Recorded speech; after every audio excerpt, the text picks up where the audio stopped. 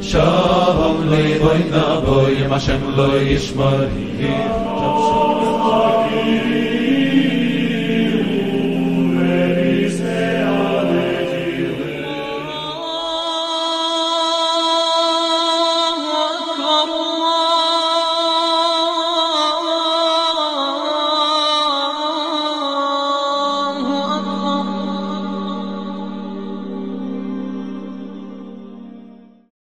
Assalamu alaikum. Aujourd'hui, si nous regardons les livres au sein des juifs et des chrétiens, nous remarquerons une chose épatante. C'est la domination du noble Coran sur tous ces livres. Allah subhanahu wa ta'ala dit « Et sur toi, nous avons fait descendre le livre avec la vérité, pour confirmer le livre qui était là avant lui et pour prévaloir sur lui. » Donc, le Coran explique et corrige de nombreuses erreurs introduites dans ces livres. Citons quelques erreurs qui ont été reprises par le Coran. Premièrement, Sulayman dans la Bible comparé à Sulayman dans le Coran. Dans la Bible, il est cité que Sulayman alayhi salam n'était pas un croyant. Le noble Coran a été révélé plus tard et a corrigé ce point. Allah subhanahu wa ta'ala dit « Et ils suivirent ce que les diables racontent contre le règne de Sulayman. Alors que Sulayman n'a jamais été mécréant mais bien les diables. Ils enseignent aux gens la magie ainsi que ce qui est descendu aux deux anges Harut et Marut. » Deuxièmement, Jésus usait de la dureté envers sa mère.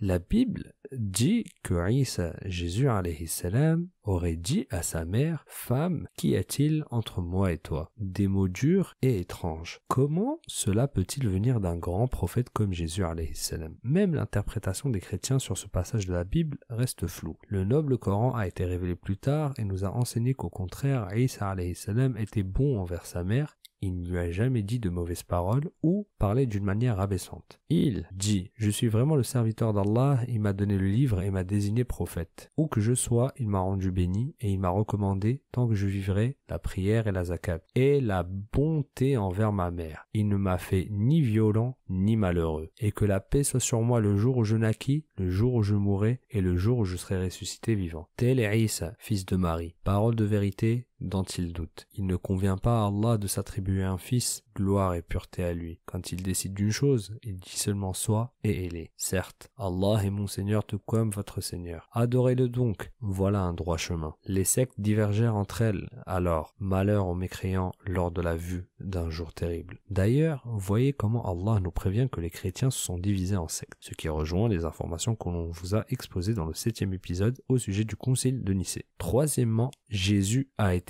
humilié. Dans la Bible, on dit que des gens ont humilié, frappé et craché au visage de Jésus alayhi salam, comme nous pouvons le voir dans l'image de la capture d'écran de la Bible. Le noble Coran fut révélé plus tard et corrigea toutes ces erreurs. Rappelle-toi quand les anges dirent « Ô Marie, voilà qu'Allah t'annonce une parole de sa part, son nom sera Al-Masih, Isa, fils de Marie, illustre ici-bas comme dans l'au-delà, est l'un des rapprochés d'Allah. » Et illustre signifie qu'il ne sera jamais humilié. Nous savons que ce n'est pas Jésus qui fut humilié, mais quelqu'un d'autre que Jésus alayhi salam, car Isa alayhi salam était honorable et n'a jamais été humilié. Et à cause de leurs paroles, nous avons vraiment tué le Christ, Jésus, fils de Marie, le messager d'Allah. Or, ils ne l'ont ni tué, ni crucifié, mais ce n'était qu'un faux semblant. Et ceux qui ont discuté sur son sujet sont vraiment dans l'incertitude. Ils n'en ont aucune connaissance certaine. Ils ne font que suivre des conjectures et ils ne l'ont certainement pas tué. L'un des étranges paradoxes sur ce point est qu'après la Seconde Guerre mondiale, des manuscrits datant du 3e siècle après Jésus alayhi salam ont été découverts dans la ville de Nag Hammadi, en Haute-Égypte. Parmi ces manuscrits, on trouve un texte, le 2e traité du Grand 7. Dans ce texte, Jésus alayhi salam dit « C'était une autre personne qui buvait le fiel et le vinaigre. Quelqu'un d'autre donc a été humilié. Ce n'était pas moi, c'était un autre sur qui ils ont placé la couronne d'épines. Mais je me réjouissais de la hauteur en riant. Alayhi salam.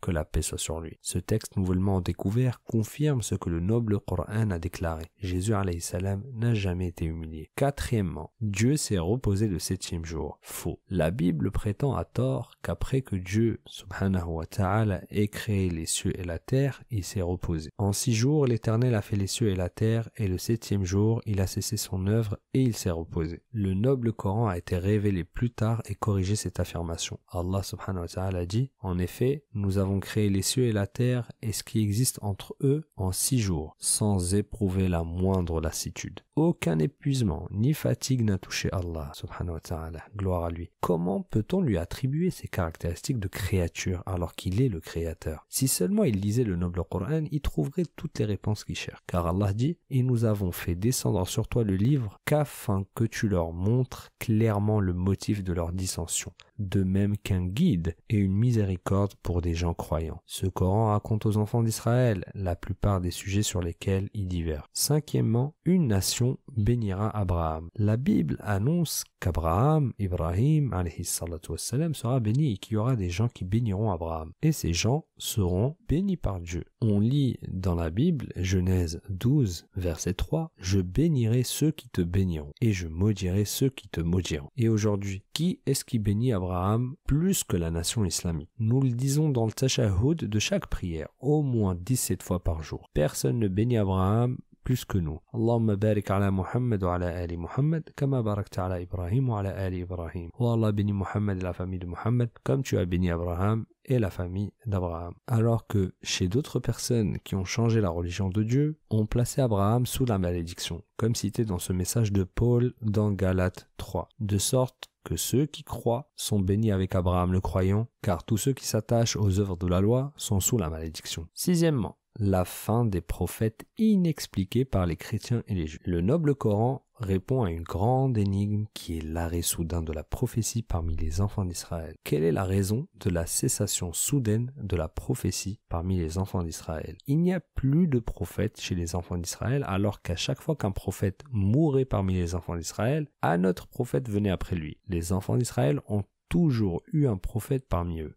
D'après Abu Huraira, radiyallahu anhu, le prophète sallallahu alayhi wa sallam a dit « Les fils d'Israël étaient gouvernés par des prophètes. Chaque fois qu'un prophète mourait, un autre lui succédait, mais il n'y a pas de prophète après moi. Il y aura des califes et ils seront nombreux. » Soudain, la prophétie a cessé. Il n'y a aucune explication à cette cessation soudaine de la prophétie autre que l'émergence de l'islam. La prophétie, le pouvoir, la législation et la bonté ont été transférés à la nation islamique. En vérité, les enfants d'Israël le savent grâce à leurs livres. Ils savaient que la prophétie serait transférée. Comme on lit dans le Deutéronome, je leur susciterai du milieu de leurs frères un prophète comme toi. Un prophète comme Moïse, alayhi salam, viendrait parmi les frères des enfants d'Israël, c'est-à-dire des descendants d'Ismaël. Aussi, Yaqub alayhi salam a conseillé ses fils avant sa mort en disant « Le sceptre ne s'éloignera point de Juda, ni le bâton souverain entre ses pieds, jusqu'à ce que vienne le Shiloh et que les peuples lui obéissent. » Shiloh signifie celui qui apporte le repos, qui retire les chaînes, la personne qui les soulagerait de leur dur rituel par d'autres plus légers. Ainsi, il savait que la prophétie serait transférée à une autre nation.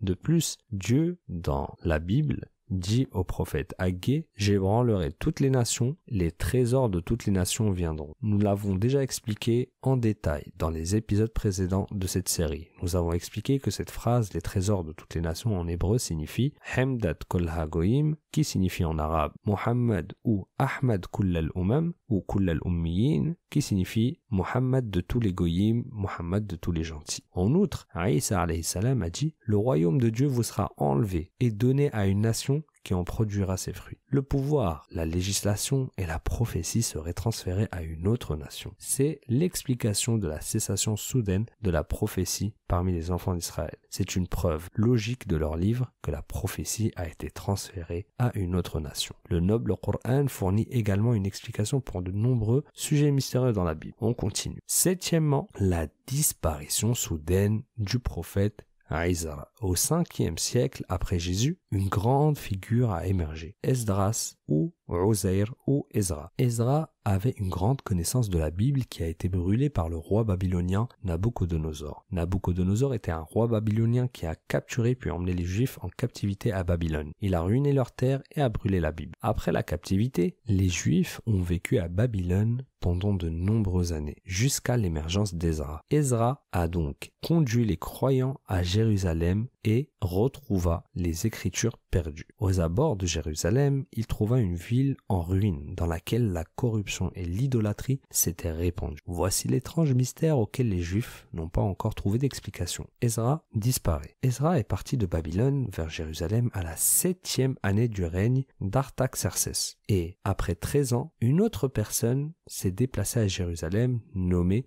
Néhémie. Ezra est parti à Jérusalem dans la 7e année du règne du roi Artaxerxès, tandis que Néhémie est parti à la 20e année. Jusque-là, rien d'anormal. Sauf que, d'un coup, Ezra disparaît complètement de la scène des événements. Puis, il réapparaît longtemps après, dans la génération des petits-enfants de Néhémie. Les Juifs et les chrétiens ne connaissent aucune explication à ce mystère jusqu'à présent. La Bible ne contient aucune explication de cette disparition soudaine d'Ezra. Lorsque Ezra était à la périphérie de Jérusalem, les croyants à Jérusalem étaient peu nombreux et les autres étaient des idolâtres. Lorsqu'il réapparut, il trouva Jérusalem remplie de croyants. Alors que Néhémie, qui est venu 13 années plus tard, a trouvé un petit nombre de personnes et les maisons n'avaient pas encore été construites. Encore plus étrange, Néhémie, qui est venu 13 années plus tard qu'Ezra, était contemporain au grand prêtre Eliashib, tandis qu'Ezra était à l'époque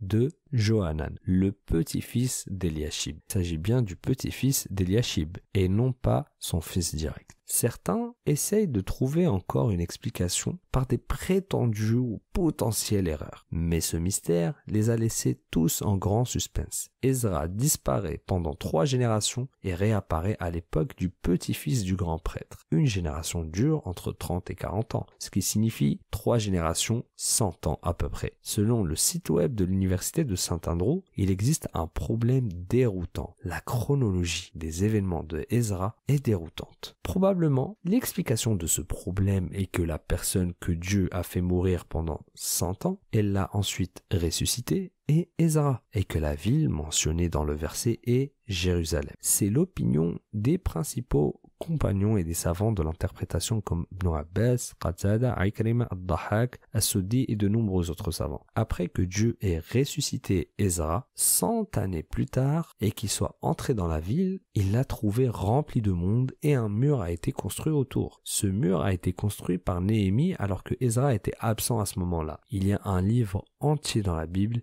qui parle de la construction du mur, le livre de Néhémie. Ici, le noble Coran prévaut sur la Bible et résout de nombreux dilemmes qui y existent. Lisons ce verset, puis continuons. Ainsi, nous répondrons ensuite à une question fréquente. Où est-ce que les Juifs ont-ils dit que Ezra était le fils de Dieu? Le verset 259 de Surat Al-Baqarah, ou comme celui qui passait par un village désert et dévasté. Il se pose la question, comment Allah va-t-il redonner la vie à celui-ci après sa mort? Dit-il. Allah donc le fit mourir et le garda ainsi pendant 100 ans. Puis, il le ressuscita en disant « Combien de temps as-tu demeuré ainsi ?»« Je suis resté 1 jour, dit l'autre, ou une partie d'une journée. »« Non, dit Allah, tu es resté 100 ans. Regarde donc ta nourriture et ta boisson. Rien ne s'est gâté. Mais regarde ton âne, et pour faire de toi un signe pour les gens, et regarde ses ossements. Comment nous les assemblons, et les revêtons de chair. » Et devant l'évidence, il dit « Je sais qu'Allah est omnipotent. » Ici, le noble Coran domine les premiers livres saints. Quiconque contemple le Coran trouvera des solutions à de nombreux problèmes dans ses livres. Subhanallah. Ce Coran raconte aux enfants d'Israël la plupart des sujets sur lesquels ils divergent. À propos,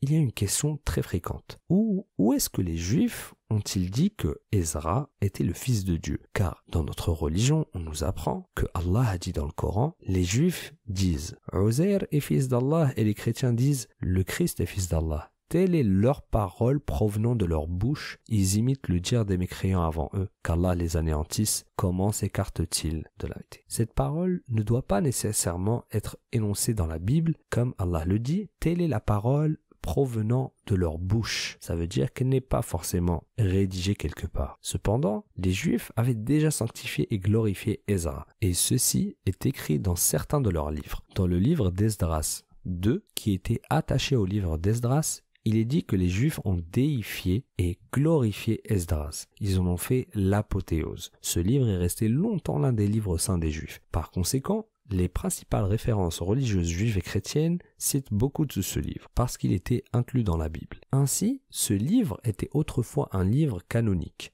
officielle, reconnue par les Juifs et les chrétiens. Dans le livre d'Esdras 4, nous pouvons clairement observer l'apothéose et la déification d'Esdras par les Juifs. Selon le site de l'université de Saint Andrews, l'apothéose d'Esdras est énoncée dans ce chapitre. L'apothéose signifie la divinisation, c'est-à-dire l'élévation d'une personne au rang de Dieu, divin. Il y a des Juifs et des chrétiens qui croient encore que le 4e chapitre d'Esdras fait partie de la Bible, comme l'Église éthiopienne. La Bible en Éthiopie contient encore ce chapitre comme chapitre canonique. Ainsi, l'étude des livres de la Bible par des spécialistes ouvre les portes à l'appel à Allah Tout-Puissant, car il contient des preuves de la perfection et de la préséance de l'islam. Il y a une autre section de prophétie qui se trouve dans les livres des autres nations, comme les adeptes des religions d'Asie, de l'Est et d'autres. Ils contiennent quelques petites traces de prophétie. L'étude des prophéties dans toutes les religions de la Terre a besoin de spécialistes, ou plutôt même des centres de recherche complets. Jusqu'à présent, nous n'avons que quelques efforts individuels et non pas des recherches collectives poussées dans ce domaine. On demande à Allah de nous enseigner ce qui nous sera bénéfique et nous permet de profiter de ce qu'on a appris. Allahumma amin. Wassalamu alaykum.